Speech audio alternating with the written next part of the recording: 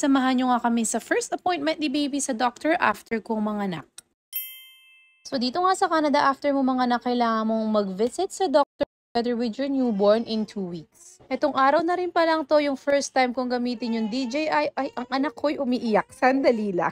Lahat na nga yata ng ating voiceover ay magiging ganito na kasi ang aking anak ngayon napakadaldal na. So gaya nga na sinasabi ko, first time kong gamitin tong aking DJI Osmo sa labas at ito na rin ang gagamitin natin simula ngayon sa pag-vlog. First time ko rin lumabas after ko manganak, so para ako nakawala sa hawla, nakalanghap ng sariwang hangin. Pag meron ka palang newborn, parang dala mo ang daigdig every time na lalabas. Kahit saglit lang yung appointment mo, parang dala ko yung buong bahay. Dito nga pala kami sa McPhillips Medical Clinic, nagpapa-check up, and dito rin yung aming doctor, and dito rin yung doctor ni baby.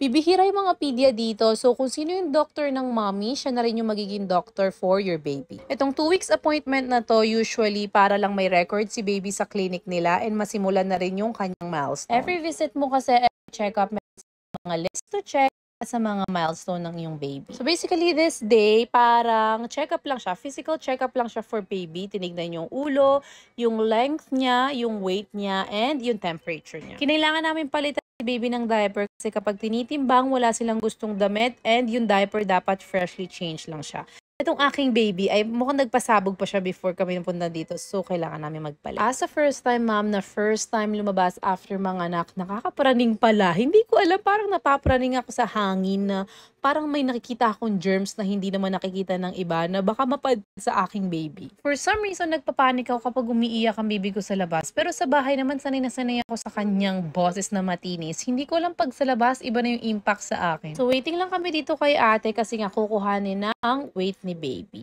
Binalutan ko muna siya kasi nagwawala siya. Itong aking anak ay lamigin. Paano na tayo sa winter, anak? Ipapahinto ko ang snow. Kahit nilalamig, pakitang gilas pa rin tong anak ko kahit meron siyang kalmot sa ilong. Simula nung naging nanay ako, naniwala ako na pinakamabilis na kamay sa buong mundo ay hindi ang mga snatcher, kundi ang mga newborn. Konting kurap ko lang, may kalmot na siya. Sabi ko, anak, hindi pwede yan. Paano kita ipapasok ng artista kung puro peklat ang iyong mukha? So after nung check-up, okay naman lahat and everything. Kalmado si baby, so nagtangka kaming pumunta ng Polo Park or ng mall. Since 2 weeks nga kami nakulong sa bahay at hindi nakalabas, hindi namin naasikaso yung mga dapat lakarin. So kinuha na namin opportunity ngayon habang nasa labas kami na lakarin ng mga dapat gawin. Pero pagpasok pa lang namin sa mall, parang pinagsisihan na namin ang aming desisyon. Parang dapat ay nanahimik na lang kami at umuwi. Yung aking anak, literal na bungad pa lang, like pintuan pa lang ng mall, nagngaw-ngaw na, nagwang-wang siya ng very, very light. Nagpanik na din ang parents ng very, very light. So, wala sa oras, nagtimpla kami ng gatas sa gitna ng mall. Nasubok ang aming pagsasamahan. Ako yung tagahawak kay baby at pinapatahan ko siya. Si Dandan naman nangangatal na, nagtitimpla na ng gatas dyan na mabilis. Pero in fairness naman dito sa anak ko, iiyak lang talaga siya ng malakas, yung nakakapanik kapag nagugutom siya or madumi yung kanyang diaper. So nag-stop muna kami for a bit, pinadede ko muna siya para hindi rin kami naglalakad habang hawak ko yung bote. Nag-usap rin kami dyan na